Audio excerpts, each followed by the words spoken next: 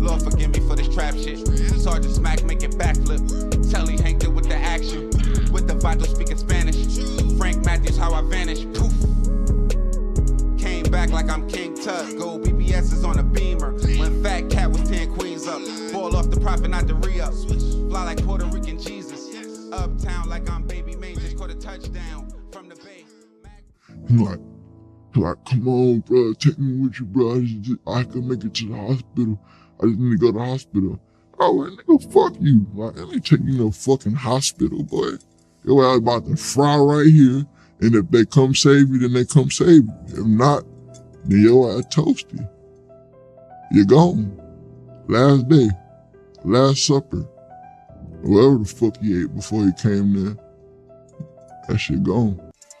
Day, he ran off and got popped on the same day. And I'm still in the trap with a baby K. Up the Drake nigga who finna die today. Drop a back, send it right where your mama stay. Give her back to my amigo like underlay. And my youngest like here in the chopper spray. Scam the nigga from Georgia off Apple Pay. Drop the load off the trap and go buy a drink. Like I leave with the pack, I'm a heavyweight. Drop something, same day I got shot, I spin back and drop something.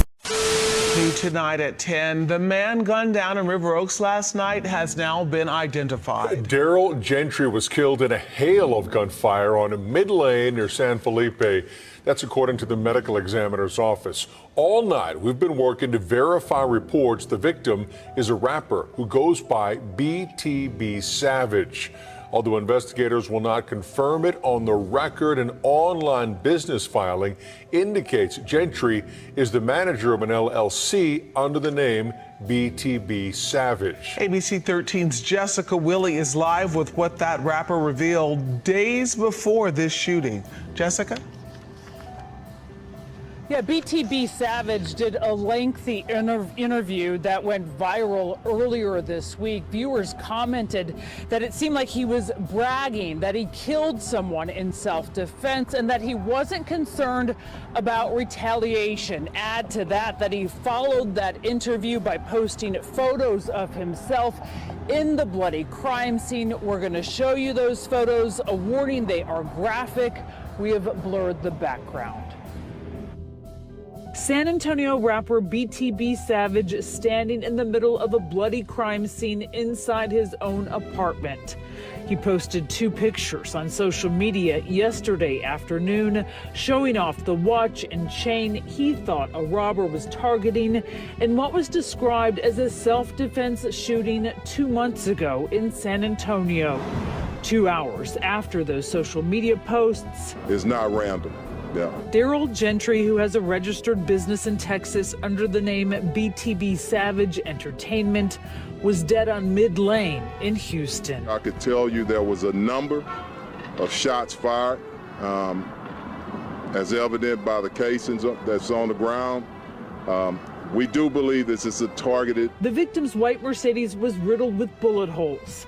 Nothing was stolen. This seemed personal, according to police. 2 men in all black in a vehicle boxed the victim's car in, fired at him, and took off. The rapper, who has a 4-year-old son, was dead at the scene. Earlier this week, in an interview with Vlad TV, BTB Savage detailed how he and his girlfriend fought back in self-defense, he said, killing a would-be robber in San Antonio weeks ago. He suffered a serious arm injury and showed the alleged robber no mercy. Quote, he like, oh, brother, my bad. I've got kids too. Let me make it home. Don't let me die. To which BTB Savage replied, I'm like, bro, you're good. I don't give an expletive about you. You're going to die. And when the interviewer, DJ Vlad, asked if he was concerned about retaliation, he replied, quote, they might do what they do, but I'm going to get active. That's all that it is. Gentry's parents were notified about his death. Houston police have announced no arrests. What?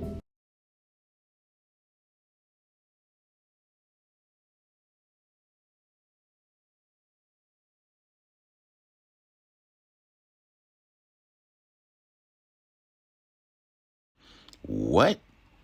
What up, though? It's Jay's Popalot. We back on MOBB business. We got our GPS set to Texas. We gonna be all through that bitch. We're gonna start in San Antonio, and shit gonna get ugly in Houston.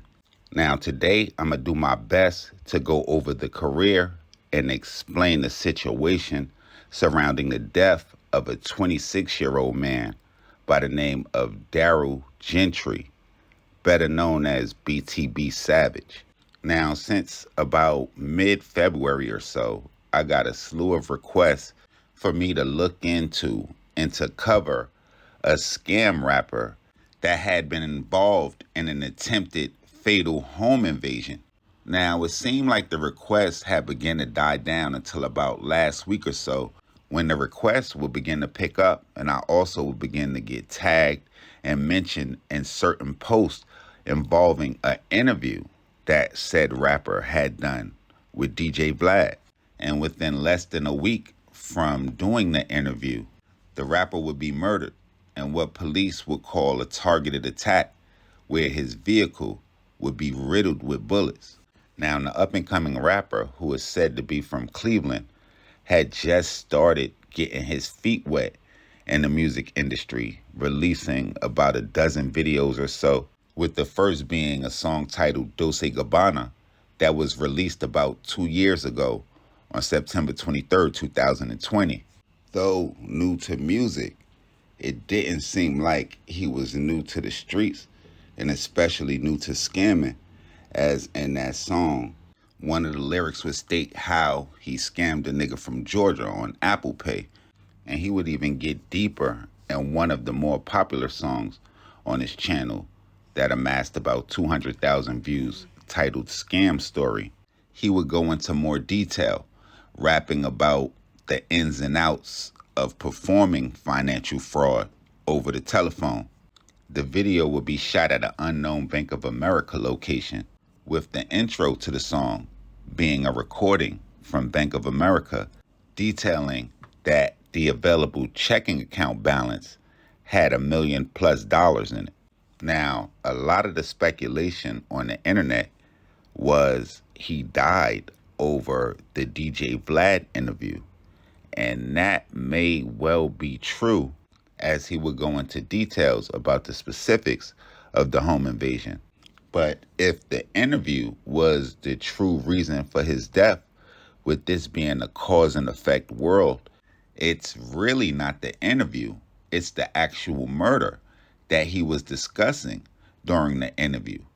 But just to go a little bit deeper than that, you would have to look at the reasoning behind the home invasion. And if anybody know anything about home invasions, the main target is going to be money. And on top of that, if it's one thing that I learned from doing mob ties, wherever there's going to be a large amount of money, especially involving scams, there's going to be robbers not too far away. And just in my experience, I would have to say that the primary targets of home invaders are usually drug dealers and scammers. Now, don't get me wrong, you do have situations where regular homes and regular working people are home invaded. But come on, y'all know this. Those people can call and report the theft to police. But what is a scammer or a drug dealer going to do in that situation? Exactly. And when you're in the trenches deciding on who would be the easier target, is it the drug dealer or is it the scammer? And I think a lot of times people would lead to the scammer for so many reasons. And I'll just try to go over a few. Now, one, when you think of drug dealer, they're going to probably have a higher propensity for violence than a scammer will have. Not to say that a scammer won't get busy, but when you're dealing with drugs, that's just hand in hand with violence. Another reason being, you can go straight to the money. Why would you go somewhere where it might possibly be more drugs than money when you know that this one place is probably just going to be money? Now, I don't know nothing about nothing on a home invasion, but that's just my take. And when you're a scam rapper, I would say that will put you at a higher risk of being targeted due to the fact that you're talking about the proceeds from scamming daily in the songs, not to mention you have to show it off in music videos and on things like Twitter and Instagram, which, according to BT Savage himself, was the reason that he was targeted. Being extra vulnerable due to him being a music artist, he would explain a situation where some guys came to him regarding a feature, and he would explain the situation how some guys would come to his house under the rules of doing a feature where he would feel like the situation was instantly suspicious. And just as his spidey senses was telling him, the situation would erupt to a full-fledged gun battle that would see a female that he had in the house along with his son kill the home invader, with several other home invaders fleeing from the house. The situation would occur in early February of 2023. I want to say in between the 2nd and the 7th or so, as his Instagram would show him appearing perfectly healthy. Then days later, he would post a picture sporting an arm brace. Now, just as there are some people that are claiming that the interview was the cause of his death, it's probably more people claiming that it would be a picture that he would post to social media where he would be standing in the blood of his victim from that home invasion robbery just one day before his death. Now, like I said, the situation happened in early February, and he has spoke on it before, but it seems like maybe it was escalated by his appearance on DJ Vlad, even leading to Benzino saying that it was the curse of DJ Vlad. But I need to know what y'all think. Was it the murder? Was it talking about it? Was it DJ Vlad? Was it posting a picture?